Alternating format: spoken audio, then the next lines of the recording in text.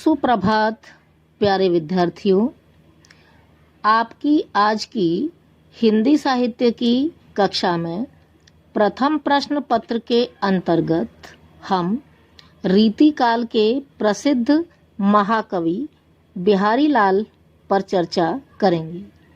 बिहारी लाल के अंतर्गत आज हमने चर्चा के लिए मुख्य रूप से इनके दो महत्वपूर्ण बिंदुओं को चुना है, जिनमें प्रथम है इनका काव्य रूप एवं द्वितीय है इनकी काव्य भाषा।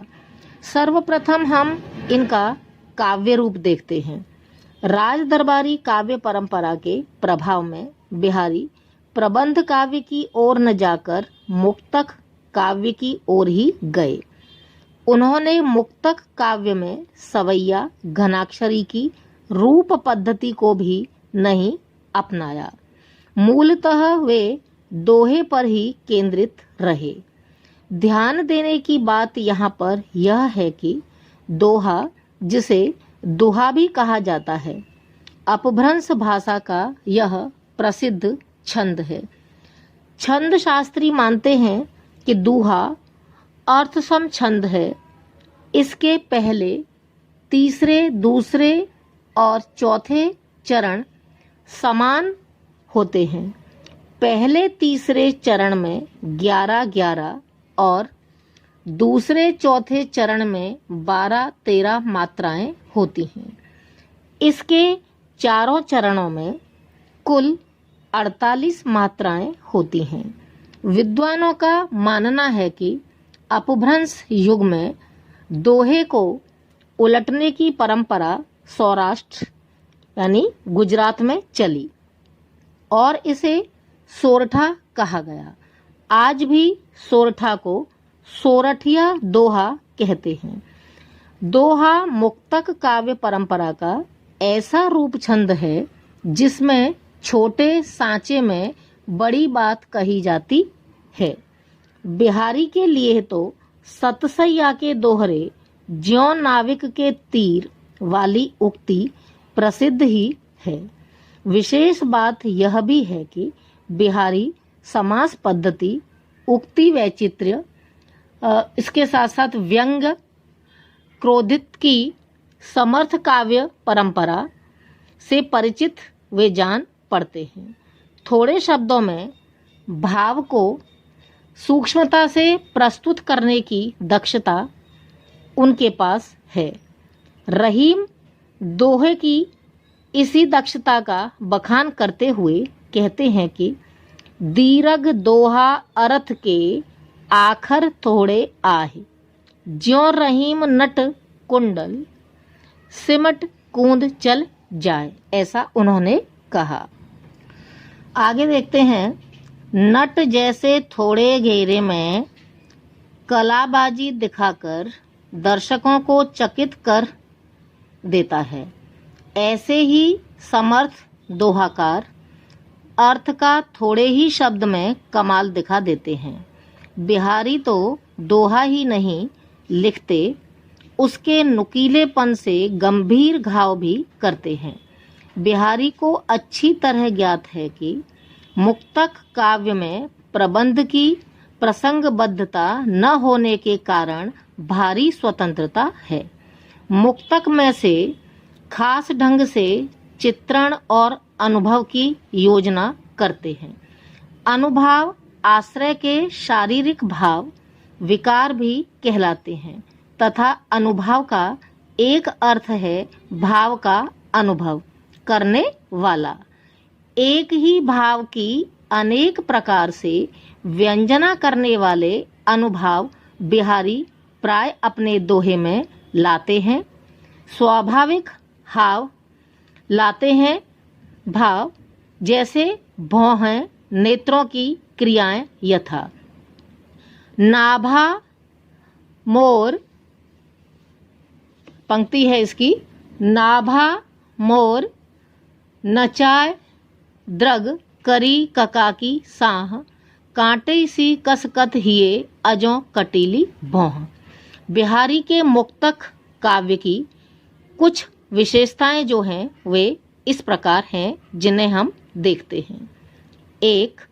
मुक्तक काव्य रूप में बिहारी सूक्तियों का अद्भुत ढंग से प्रयोग करते हैं। जैसे क देखते हैं हम, तंत्री शब्द आया है, तंत्री पात कवित रस सरस सरस राग रत रंग, अन बूढ़े बूढ़े तिरे ते बूढ़े सच अंग।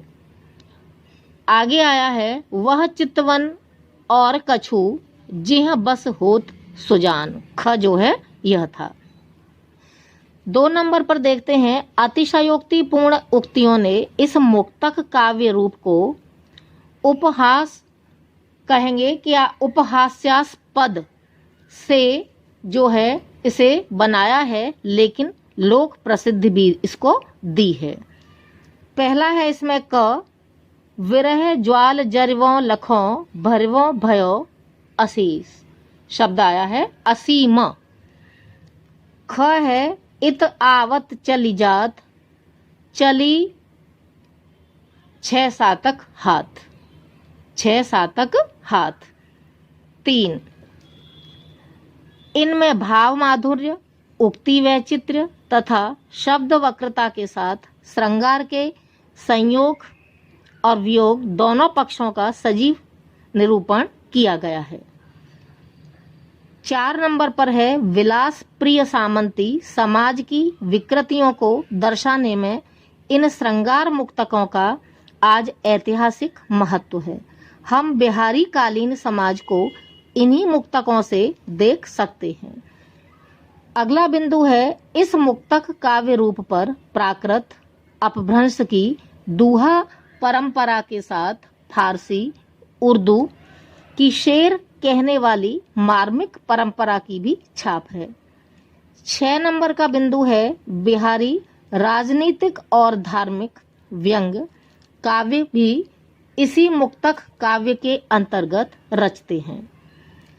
आगे का बिंदु है 7 नंबर, इस मुक्तक काव्य रूप का रचना विधान आदि से अंत तक रीति शास्त्र से अनुशासित है। श्रृंगार, अलंकरण, नायिका भेद, दूती प्रसंग, नक्षिक वर्णन, अनुभाव, विधान आदि सभी पर रीति कला शास्त्र का जादू बोल रहा है। अब हम 8 नंबर का बिंदु देखते हैं। इनमें लक्षण रचने की परंपरा को छोड़कर स्वतंत्र रूप से मुक्तकों को रचने तथा काव्यशास्त्र पद्धति को लाने का अच्छा प्रयास किया गया है। अंतिम बिंदु है, प्रकृति के स्वतंत्र उद्दीपन के चित्र हैं जिनमें कल्पना की समाहार शक्ति का योग रहा है। व्यंग से पुष्ट होने के कारण इन मुक्तकों में आकर्षण भी कम नहीं है। आगे देखते हैं हम काव्य भाषा। बिहारी ने ब्रज भाषा को काव्य भाषा के रूप में रचनात्मक अभिव्यक्ति का माध्यम बनाया है। बिहारी से पहले काव्य भाषा के रूप में ब्रज भाषा भक्ति काल के कृष्ण भक्त कवियों में, विशेषकर सूरदास के काव्य में साहित्यिक परिष्करण और लय गेयता की शक्ति पा चुकी थी। काव्य भाषा के रूप में ब्रज भाषा का प्रसार इतना अधिक हो चुका था कि यह संपूर्ण मध्य देश की भाषा बन चुकी थी। बिहारी ने ब्रज भाषा को रीतिकालीन अलंकरण तथा चमत्कार परक भंगिमाओं में अच्छी तरह ढाल दिया। उन्होंने शब्द चयन की सतर्कता के साथ उसकी अनगढ़ता को तराशकर नया रूप प्रदान किया। उनका पूरा बल शब्दों की तराश पर केंद्रित रहा।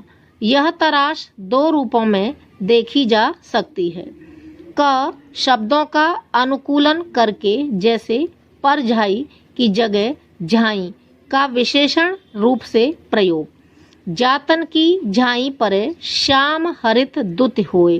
ख कुछ शब्दों में प्रत्यय लगाकर, जैसे सतरोहे या सवादिल जैसे विशेषण कहना न होगा कि बिहारी ने इन शब्दों को नया संस्कार दिया। शब्दों की इस नवीन संस्कार प्रवृत्ति पर डॉक्टर रामस्वरूप चतुर्वेदी ने लिखा है कि ध्वन्यात्मकता और व्याकरणिक दोनों स्तरों पर कवि की यह भाषिक तरास रीतिकालीन मनोवृत्ति और मुगलकालीन कला की बारीक पसंदी के समानांतर चलती है। इस संदर्भ में बिहारी को रीतिकालीन काव्य भाषा का प्रतिनिधि कहा जा सकता है। आगे देखते हैं, बिहारी की सर्जनात्मक ब्रजभाषा के मूल में एक क्षेत्रीय कारण भी रहा है।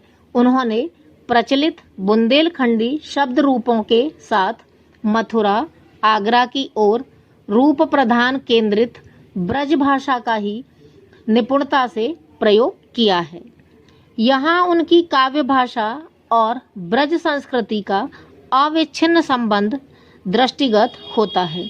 इसलिए यह स्वाभाविक ही है कि उनके काव्य भावों, चित्रों, वर्णनों आदि में ब्रज संस्कृति के श्रृंगारिक चित्र मूर्त रूप में प्रस्तुत करते हैं तथा कृष्ण की भक्ति और श्रृंगार मिश्रित परंपरा बिहारी की संस्कार रूप में सहज ही मिल गई थी, यानी बिहारी को वो संस्कार रूप में मिली हुई थी।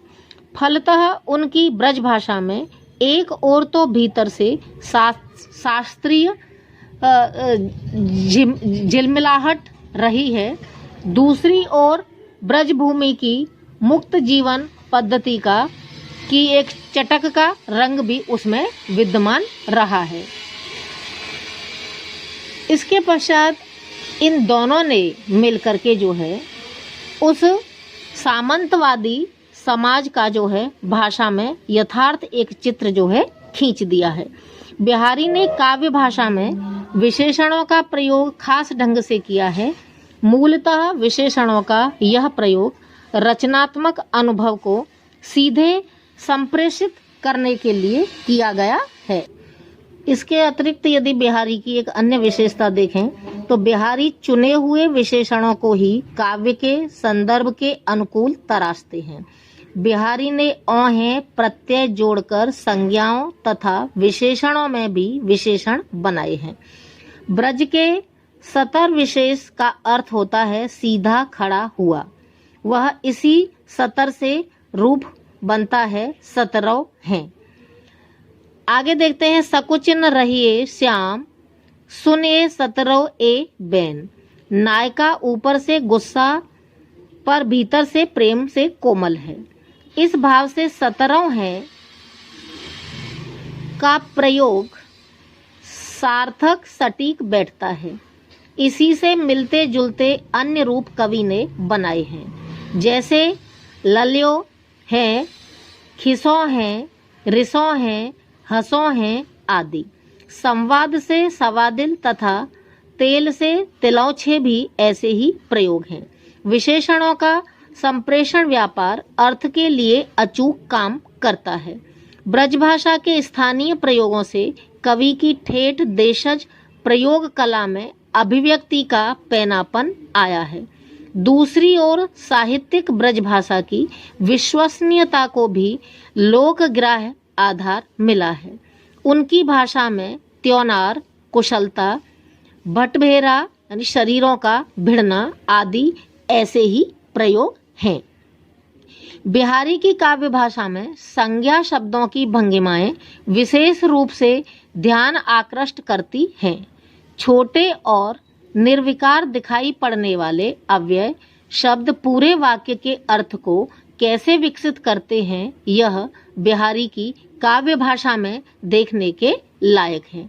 यहाँ शब्द लाघव में उर्दू शायरी का भाषिक विधान स्मरण हो आता है, जहाँ ही, भी, गोया जैसे शब्द समूचे अर्थ में नया प्रकाश भर देते हैं, जैसे औरे, औरे ही, छायों, छाया भी आदि प्रयोग। आगे देखते हैं अब, वह चितवन औरे कछु जिह बस होत सुजान, देख दोपहरी जेठ की छाहो छात छाहो चाहत छाह। आगे की पंक्ति है, लपट बुझावत बिरह की कपट भरेऊ आई। बिहारी की काव्य भाषा पर विचार करते समय यह भी ध्यान रखना होगा कि उन्होंने अपनी अभिव्यक्ति के लिए मुक्तक रूप से दोहा को चुना है। यह दोहा उर्दू कविता के शेर से तुलनीय है। गजल का पूरा रूप स्वतंत्र अस्तित्व लिए हुए है। इन शेरों से ही निर्मित होता है, जो कथा वस्तु के स्तर पर संबद्ध होते हुए भी भाषिक स्तर पर अलग अलग होते हैं। रीतिकाल में दोहे और शेर का यानी दोहों और शेर का मुक्तक रूप दरबारी काव्य परंपरा से जुड़ा हुआ है। इसलिए बिहारी की भाषा जगह जगह समास शैली का सहारा लिए हुए है। संगत दोष शब्द आया है, संगत दोष लगे सबन कहेत साचे बैन कुटिल बंक भवसंग भये कुटिल बंक गति नैन शब्द आया है, गति नैन। इस तरह से जो है हमने आज बिहारी के दो महत्वपूर्ण बिंदुओं पर चर्चा की और हमारी आज की चर्चा हम यहीं पर समाप्त करते हैं। धन्यवाद।